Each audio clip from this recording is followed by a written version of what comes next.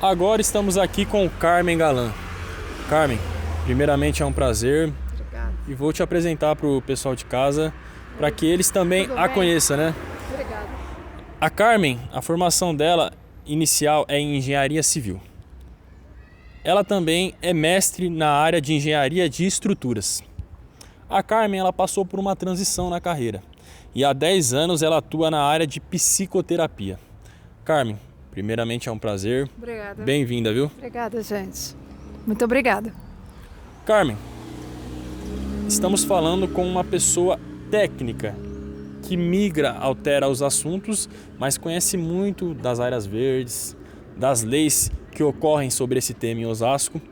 Então, para a gente começar a nossa entrevista finalmente, eu vou começar pincelando sobre um tema para o nosso telespectador, sobre a Lei de Zoneamento e o Código de Obras.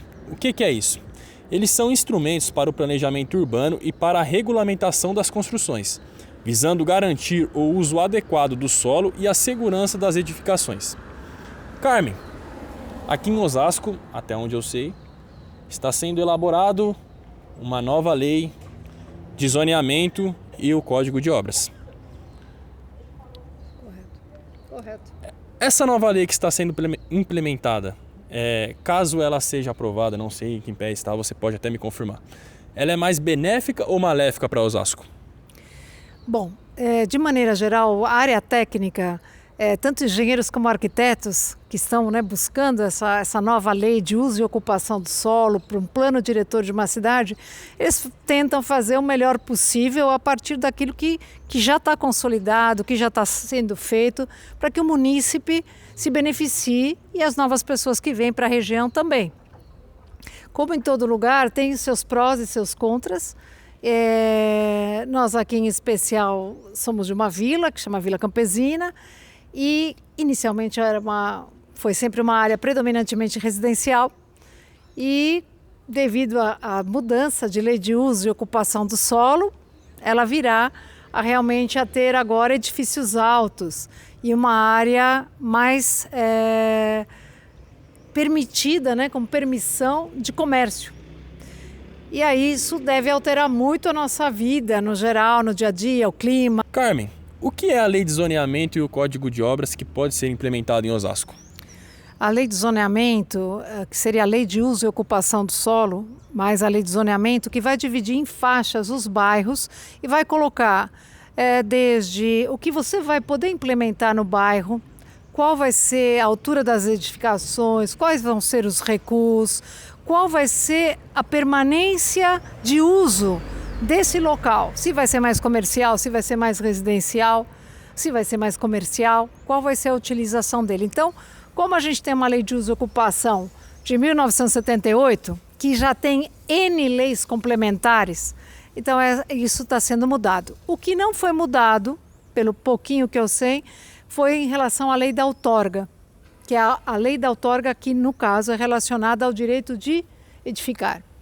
Nós vamos chegar lá, vamos falar também sobre a outorga onerosa, mas para a gente colocar isso na prática, como a lei de zoneamento e o Código de Obras afetaria esse bairro que estamos, a Vila Campesina? Para isso trouxemos 2 mapas aqui, se você quiser mostrar, fique à vontade. Sim, nós temos aqui, gente, um mapa de Osasco. Eles vão traçar nessas novas leis de zoneamento uma preocupação com 2 eixos principais para que exista uma melhor comunicação aqui da cidade, porque os maiores problemas é entre a parte norte e sul.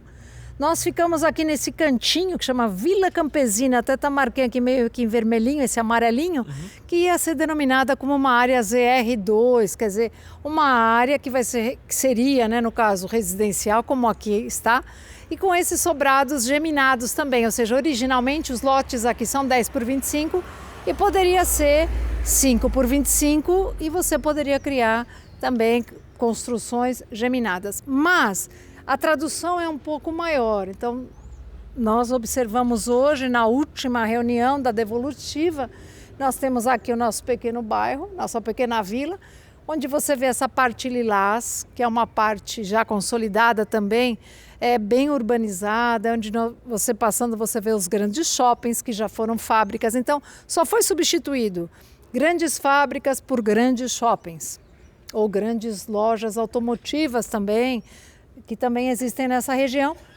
Nós temos aqui de um lado uma universidade grande, que foi a Universidade Uniban, hoje é a Universidade em Anhanguera, e próximo a essa região está o nosso bairro, que inicialmente ele começava aqui com uma área amarelinha e passou agora para uma área quase toda vermelhinha. E o que significa isso, essas cores?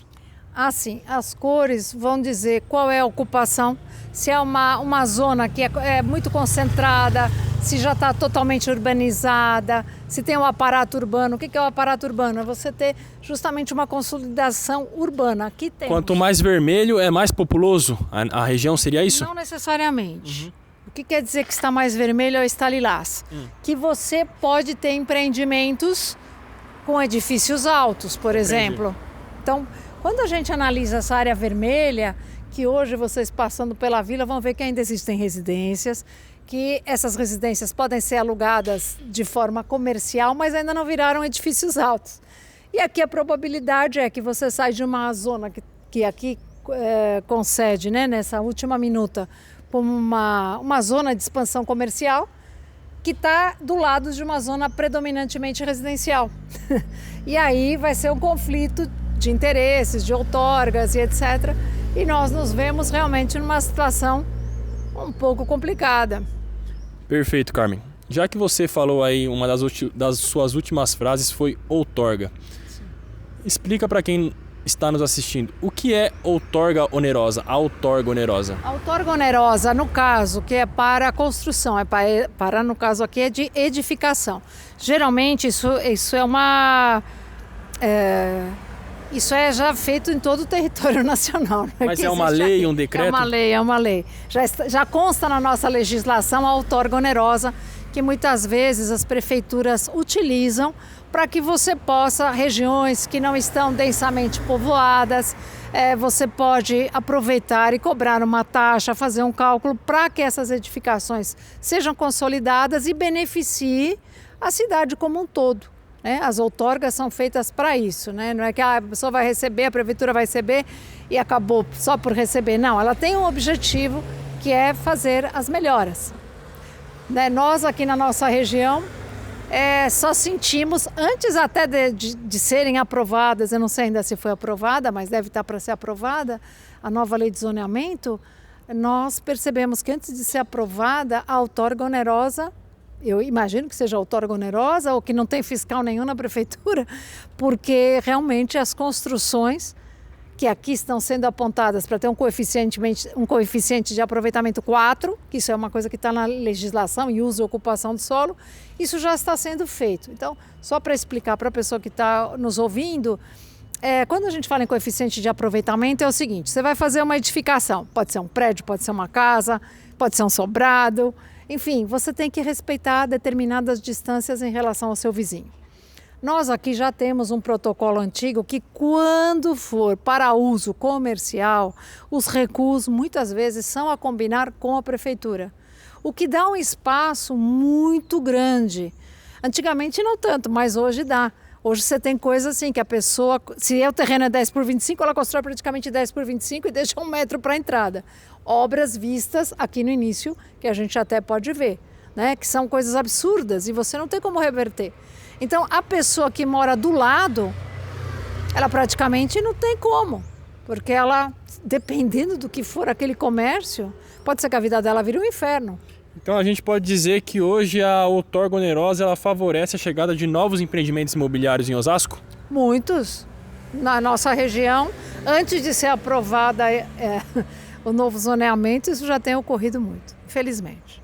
Bom, retomando sobre as áreas verdes, nós aqui temos várias praças que, feliz ou infelizmente, assim como em outras regiões, nós temos a manutenção apenas da Enel, que a Enel vem, corta, porque quando as árvores ficam muito altas, elas atrapalham os fios de alta tensão, então a Enel tem que vir aqui para poder fazer isso. Ela faz um corte em V, aí depois quando chega a época do verão, obviamente os troncos caem, porque a árvore fica mais fragilizada, a estrutura dela, e aí, ok, a prefeitura vem, tira, os moradores pedem, só que nós não conseguimos fazer o replantio, porque muitas vezes não é removido o toco, não é feita uma preservação e o mais gritante, aqui na nossa Vila Campesina, as praças servem para a entrada e saída dos bares.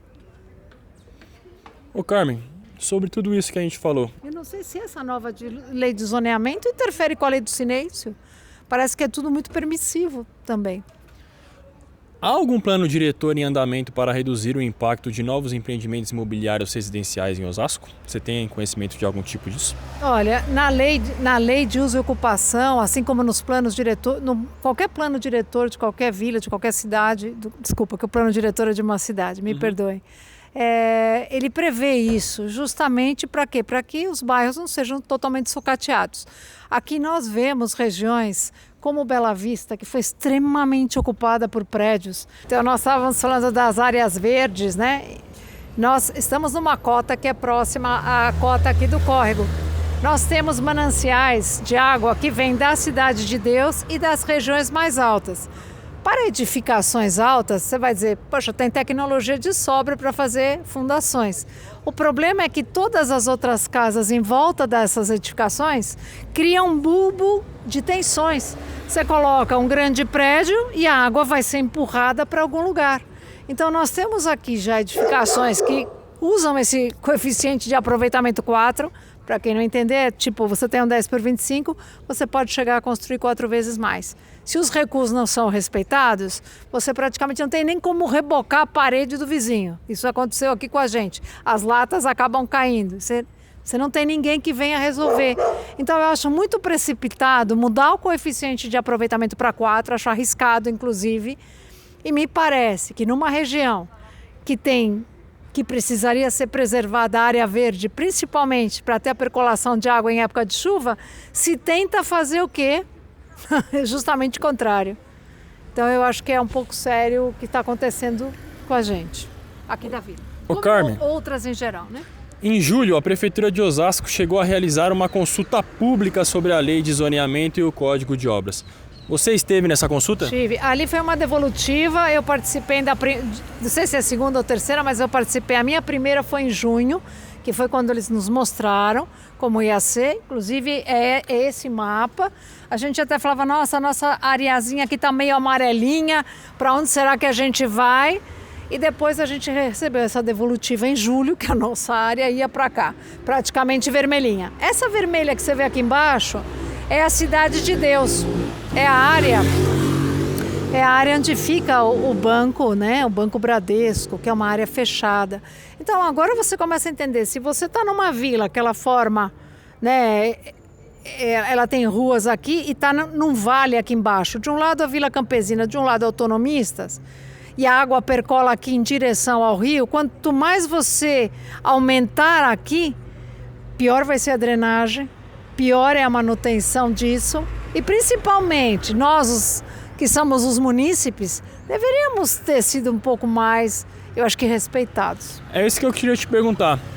Você acha que nessa consulta foram disponibilizadas informações o suficiente para que os munícipes saíssem dali com a plena certeza de que a lei de zoneamento impactará em Osasco?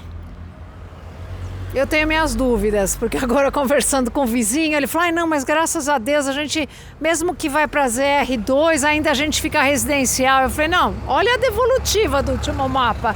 Ele olhou aqui e falou, mas minha casa está aqui. Eu falei, você está em zona de expansão comercial, que além de comércio, você pode ter edifícios. Carmen, para finalizarmos, o que seria a macrozona de urbanização consolidada e quais bairros de Osasco ela atingiria? Ela atinge várias áreas. Quando é uma macrozona de urbanização consolidada, quer dizer que ela já tem condições de ter vias, de ter ruas, de ter as áreas de luz, de água, de esgoto, que nós também estamos com água e esgoto um tanto deficientes, porque estão antigas as nossas redes. Agora vamos ver o que vai acontecer. Porque isso que é difícil, uma macrozona de urbanização consolidada é que já está tudo pronto e a gente só está colocando mais pessoas, que na realidade aqui são pessoas que têm que ter, pelos edifícios que querem vir, são sempre de um poder aquisitivo muito alto, talvez até em relação aos moradores da vila. o que também não está acrescentando nada.